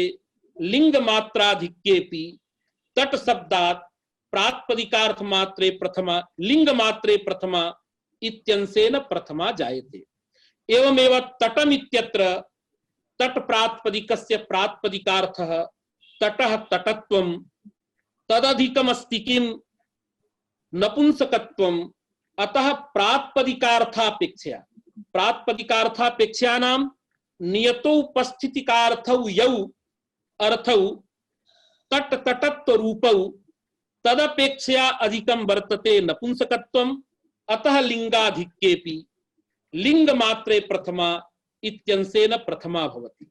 तथैव तटी इत्यत्रापि तट तटत्वं द्वयं नियतोपस्थितिकं तदधिकम् अस्ति तत्र लिंगम्, अतः लिंगाधिक्येपि प्रथमा भवति। किंतु अयं विषयः भवता अग्रेपि न विस्मर्तव्यः। नियत लिंगकेषु अनियत लिंगकेषु वा तत्र प्रातिपदिकार्थ मात्रे प्रथमा भवतु, लिंग मात्राधिक्ये वा प्रथमा भवतु, सर्वत्र प्रथमा स्वार्थे अर्थात प्रातिपदिकार्थे व दीक्षित मते। परिमाणस्य अन्या कथा सा कथा तत्रैव उच्यते, किंतु प्रातिपदिकार्थ मात्रे यत्र प्रथमा क्रियताम् अथवा यत्र लिंगाधिक्ये प्रथमा क्रियते उभयत्रापि प्रथमा स्वार्थे एव भवति। अयं विषयः न विस्मर्तव्यः, यतो हि अमुं विषयम् अधिकृत्य परिमाण मात्रे प्रथमा इत्यत्र महती चर्चा क्रियते। अतः इदानीं सामान्येन कौमुदी ग्रन्थस्य अभिप्रायः वर्णितः। अग्रे टीकायां व्यापकत्वं किं व्याप्यत्वं किं कथं भवति एतत् सर्वं तु परिष्कार ग्रन्थे निरूप्यते। इदानीम् अग्रे किञ्चित् चलामः। अत्र यथा दीक्षितः वदति मनोरमायाम्, इदानीं पंक्तिं पश्यन्तु। प्रातिपदिकार्थादीनि एव तन्मात्रम् इत्यवकारेण अस्वपद विग्रहः। यथा मया पूर्वम् उक्तं, प्रातिपदिकार्थस्य लिंगञ्च परिमाणञ्च वचनञ्चेति प्रातिपदिकार्थ लिंग परिमाण वचनानि, प्रातिपदिकार्थ लिंग परिमाण वचनानि एव इति प्रातिपदिकार्थ लिंग परिमाण वचन मात्रम्। अत्र अस्वपद विग्रह नित्य समासस्य अस्वपद विग्रहः। समासः कथं केन प्रकारेण गत दिने अस्माभिः सर्वं निरूपणं कृतं, किन्तु अत्र यथा ग्रन्थः अस्ति तथा अवधानं न कर्तव्यम्। वस्तुतः अत्र पश्यतु दीक्षितः किं लिखति, प्रातिपदिकार्थादीनि एव इति तन्मात्रम्। एवं भवति किम्? वस्तुतः तत्र अर्थः अवगन्तव्यः। यथा विवरण स्वरूपमेव नास्ति, विग्रहस्तु प्रातिपदिकार्थ लिंग परिमाण वचनानि एव इति प्रातिपदिकार्थ लिंग परिमाण वचन मात्रम्। अत्र वदति प्रातिपदिकार्थादीनि एव इति तन्मात्रम्। अत्र तन्मात्रम् इति कथं भवति? एवं यदि शब्दतः विग्रहः अंगीक्रियते तदा तु प्रातिपदिकार्थादि मात्रम् इति समासो स्वरूपं स्यात्, किन्तु अत्र अभिप्रायः ग्राह्यः। तत्पदेन यथा तन्मात्रम् इत्यत्र तत्पदमस्ति, तत्पदेन प्रातिपदिकार्थ लिंग परिमाण वचन एतावत् पर्यन्तं ग्राह्यम्। प्रातिपदिकार्थादीनि इत्यत्र आदिपदेन सर्वं योज्यं। किं? प्रातिपदिकार्थ लिंग परिमाण वचनानि एव। तेन वस्तुतः एवं प्रकारेण विग्रहः न भवति, किन्तु तावान् विग्रहः क्रियते चेत् तत्र कालः गच्छति। अतएव शास्त्रकाराः लघुभूतं पन्थानम् अनुसरन्ति। वस्तुतः प्रातिपदिकार्थादीनि अत्र आदिपदेन अन्यानि पदानि तत्र ग्राह्यानि। एवमेव तन्मात्रम् इत्यत्र तत्पदेन प्रातिपदिकार्थ लिंग परिमाण वचन पर्यन्तं ग्राह्यम्। एवंच वस्तुतः विग्रहवाक्यं भवति प्रातिपदिकार्थ लिंग परिमाण वचनानि एव इति विग्रहवाक्यं। समासस्वरूपं तु सूत्रे अस्त्येव प्रातिपदिकार्थ लिंग परिमाण वचन मात्रमिति। एवंच अस्वपद विग्रह कथमत्र समासः? गद्दिने मया प्रोक्तम्। मयूरवंशकादित्वात् समासः। प्रातिपदिकार्थ लिंग परिमाण वचनानि एव। अत्र लौकिक विग्रहवाक्यम्, अलौकिक विग्रहवाक्यं तु प्रातिपदिकार्थ लिंग परिमाण वचन जस् मात्र सु। अत्र मयूरवंशकादयश्च इत्यनेन अत्र समासः भवति।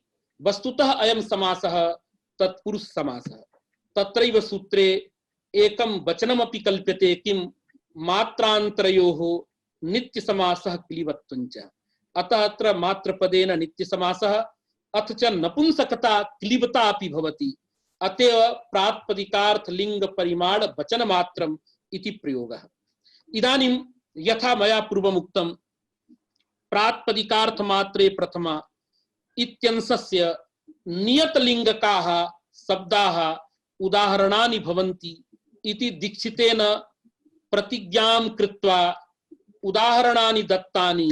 कानि च तानि उदाहरणानि? कृष्णः, श्रीः, ज्ञानम् एतावन्ति उदाहरणानि तत्र दत्तानि सन्ति।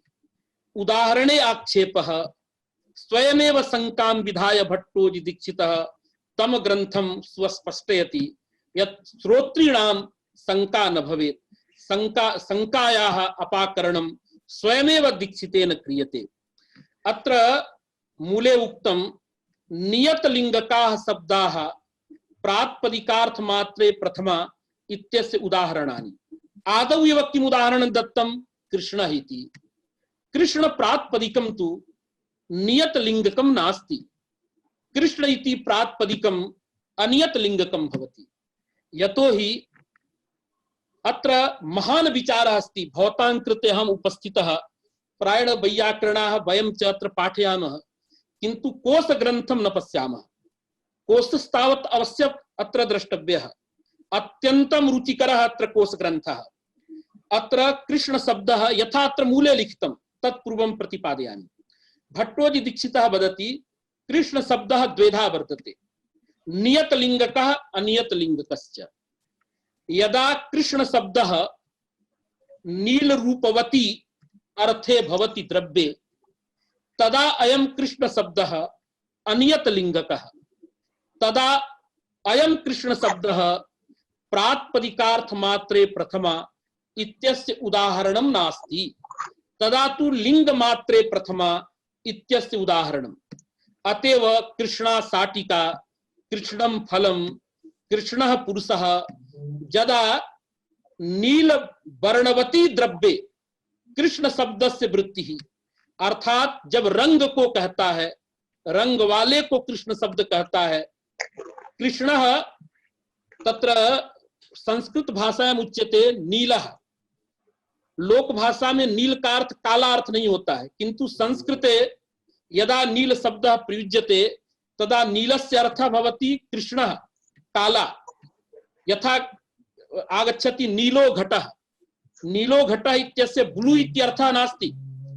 यदा अपरिपक्वावस्थायां घटः तिष्ठति तदा घटः कृष्णः भवति। पाकानन्तरं घटः रक्तः घटः जायते। अतः कृष्ण शब्दस्य यदा नील रूपवती द्रव्य प्रयोगः तदा कृष्ण शब्दः अनियतलिंगः। अयं कृष्ण शब्दः तदा प्रातिपदिकार्थ मात्रे प्रथमा इत्यस्य उदाहरणं नास्ति। किंतु यदा कृष्ण शब्दः भगवती वासुदेवे श्रीकृष्णे प्रयुज्यते तदा तु तत्र नियमेन पुल्लिंगः भवति।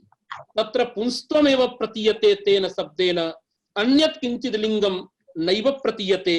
अतः भगवती वासुदेवे कृष्ण शब्दस्य नियतलिंगकत्वात् अयं कृष्ण शब्दः भवति प्रातिपदिकार्थ मात्रे प्रथमा इत्यस्य उदाहरणम्। अर्थात किमायातम्? यदा कृष्ण शब्दः कृष्ण वर्ण विशिष्टं द्रव्यं ब्रूते तदा अनियत लिंगम कृष्ण प्रातिपदिकम् अस्ति।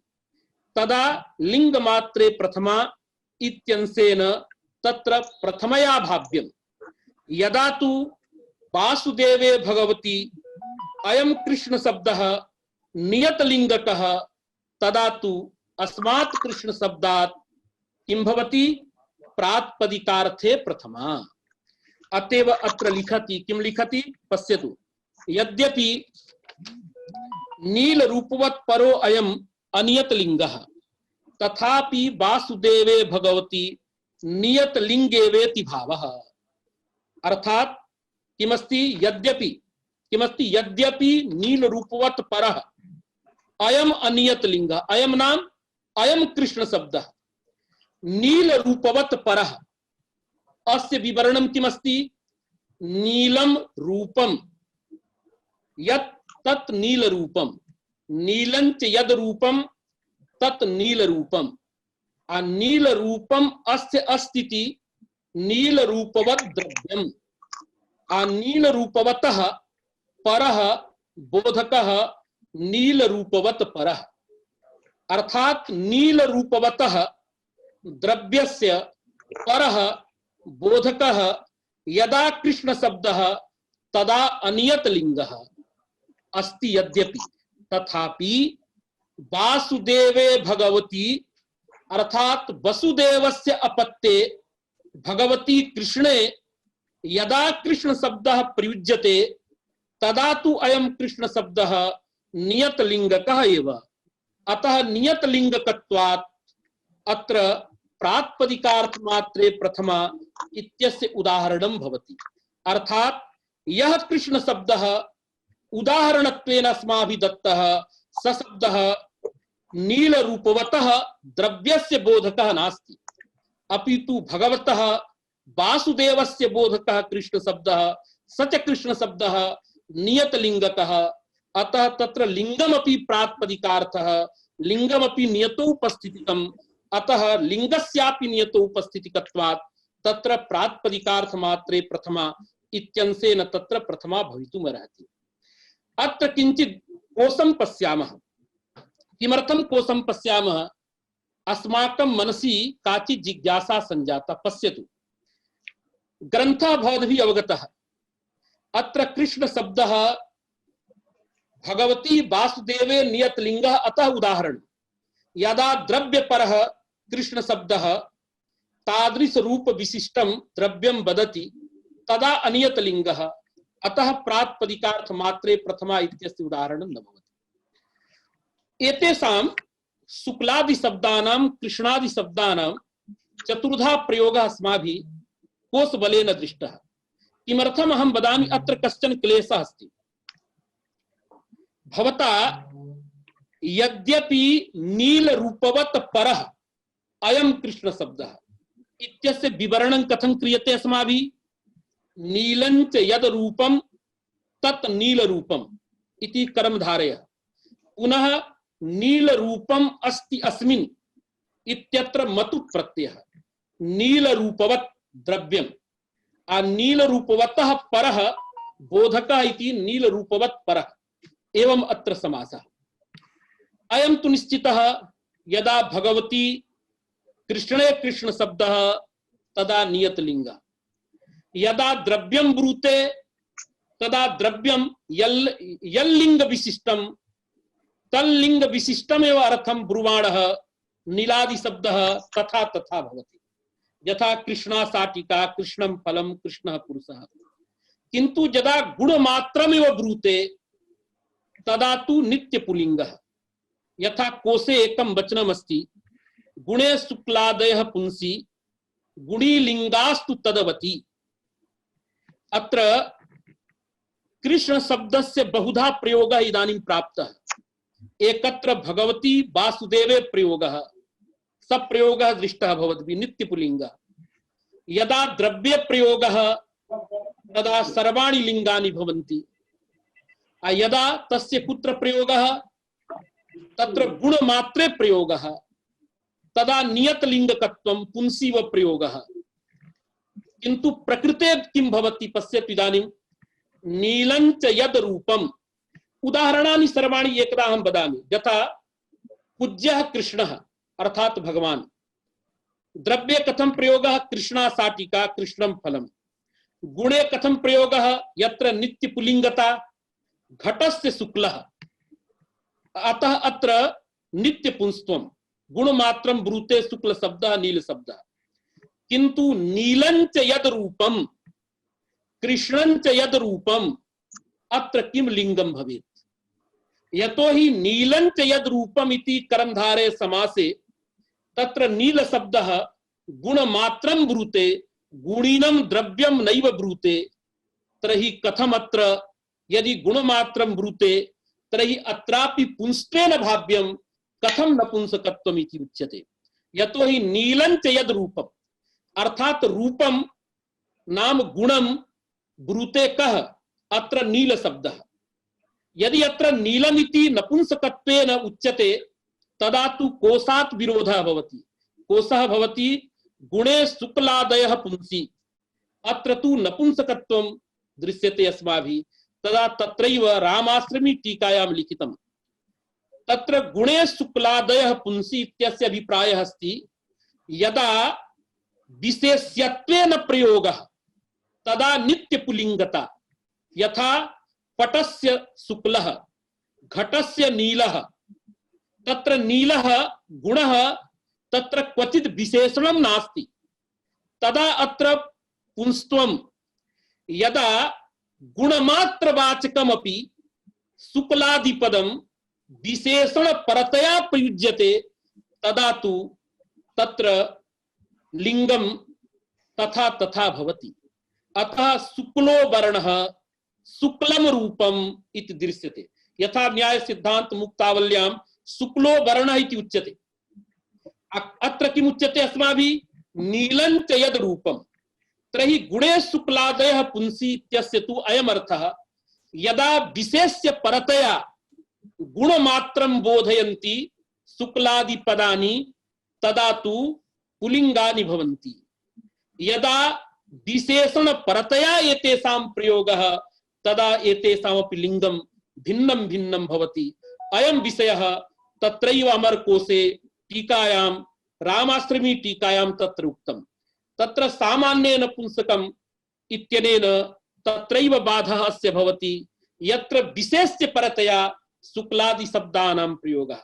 अतएव यदि गुणमात्र परमपि शुक्लादि पदं विशेषण परतया प्रयुज्यते विशेषणत्वेन प्रयुज्यते तदा तु विशेष्यं यथा अस्ति तथा तस्य लिंगम्। अतएव शुक्लो वर्णः शुक्लम रूपम एवं प्रकारेण तत्र प्रयोगः जायते। अतः यदस्माभिः विवरणं कृतं नीलं च यद् रूपं तत् नीलरूपम्। नीलरूपम् अस्ति अस्मिन् इति नीलरूपवत् द्रव्यम्। नीलरूपवतः द्रव्यस्य परः बोधकः इति नीलरूपवत् परः। अर्थात् नीलरूप विशिष्टस्य द्रव्यस्य यदा बोधकः कृष्ण शब्दः तदा अयं शब्दः अनियतलिङ्गः तदा प्राप्तविकार्थमात्रे प्रथमा इत्यस्य उदाहरणं भवितुं नार्हति। किन्तु यदा अयमेव शब्दः भगवती वासुदेवे प्रयुज्यते तदा तु नियमेन पुलिंगः। अतः अत्र लिंगं नियतोपस्थितिकं नियतोपस्थितिकत्वात् लिंगमपि प्रातिपदिकार्थः। अतः कृष्ण प्रातिपदिकात् प्रातिपदिकार्थमात्रे इत्यन्तेन प्रथमायां जातायां कृष्णः इति उदाहरणं प्रातिपदिकार्थमात्रस्य भवत्येव। पुनरपि श्रीः इति उदाहरणं दत्तं। तस्मिन् उदाहरणे सन्देहः नास्ति। श्री शब्दः नित्यमेव स्त्रीत्वं ब्रूते। अतः तत्र स्त्रीत्वं नियतोपस्थितिकम्। अतः तत्र काचित् न शंका कृता मनोरमायां नैव तत्र समाधानं दत्तं। किन्तु एकम् अन्यदपि उदाहरणम् आगतं ज्ञानमिति। ज्ञानमिति उदाहरणं कथं भवति? ज्ञान शब्दोपि अन्यतलिङ्गः। यथा ज्ञानम् इति नपुंसकम् अस्ति तथैव ज्ञान कस्यचित् नाम तदा तत्र ज्ञानः इति प्रयोगः। अथवा करणाधिकरणयोश्च इति सूत्रेण अधिकरणे करणे वा ल्युट् प्रत्ययः क्रियते तदा ज्ञान शब्दस्यापि पुंस्त्वं। कुतः? ज्ञायते अस्मिन् आत्मनि इति ज्ञानः आत्मा। अयमपि प्रयोगः कर्तुं शक्यते। यदा अधिकरणे ल्युट् अधिकरणञ्च पुंस्त्व विशिष्टम् आत्मादि पदार्थः यदि पुंस्त्व विशिष्टः भवति तम अर्थं मनसि कृत्य यदा ल्युट् प्रत्ययः क्रियते तदा ज्ञान आत्मा अत्र पुंस्त्वमपि भवति। अतः ज्ञान शब्दोपि नियतलिङ्गकः नास्ति। ज्ञानम् इत्यत्र यदा भावे ल्युट् प्रत्ययः तदा नपुंसकम्। यदा करणाधिकरणयोश्च इत्यनेन अधिकरणे ल्युट् प्रत्ययः अधिकरणञ्च आत्मा तदा ज्ञायते अस्मिन् इति ज्ञान आत्मा इत्यादयः प्रयोगाः अपि साधवः भवितुमर्हन्ति।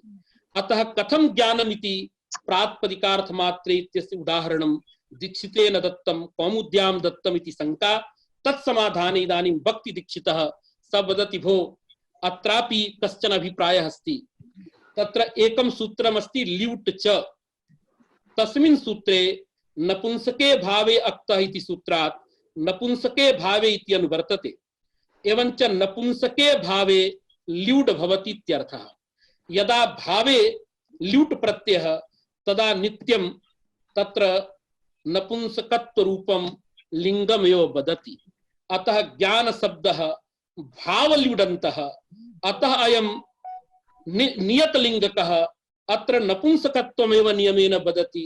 अतएव भावल्यूढन्तः ज्ञान शब्दः अस्माभिः उदाहरणत्वेन कौमुद्यां प्रदत्तः। अतः अत्र प्रातिपदिकार्थ मात्रे प्रथमा इत्यस्य ज्ञानमिति उदाहरणं सम्यगेव। यदि भवता करणाधिकरणयोश्च इत्यादि सूत्रैः तत्र करणे अधिकरणे वा ल्यूट् प्रत्ययः क्रियते तदा तु लिंग मात्रे प्रथमा इत्यंशेन तत्र प्रथमा वक्तव्या। प्रकृते ग्रन्थे प्रकृते उदाहरणे अत्र ल्यूट् प्रत्ययः तत्र ल्यूट् च इति सूत्रेण विहितः। अस्मिन् च सूत्रे नपुंसके भावे इति अनुवर्तते। अतः नियमेन नपुंसक रूपे अर्थे विवक्षिते अयं ल्यूट् प्रत्ययः जायते। अतः भावल्यूढन्तः अयं ज्ञान शब्दः भवति प्रातिपदिकार्थ मात्रे प्रथमा इत्यंशस्य उदाहरणम्।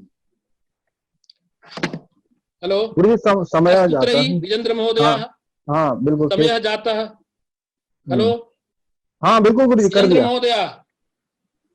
बिल्कुल गुरु जी आ रही है आवाज महोदय जी, आ रही है आवाज गुरु जी। हेलो आवाज बढ़िया आ रही है, आ रही है आवाज। हाँ विजेंद्र जी।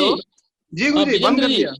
हाँ हाँ हेलो हेलो हाँ जी अब यही रोकते हैं।